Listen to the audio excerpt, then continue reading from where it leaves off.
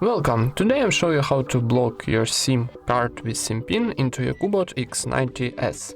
First step, open settings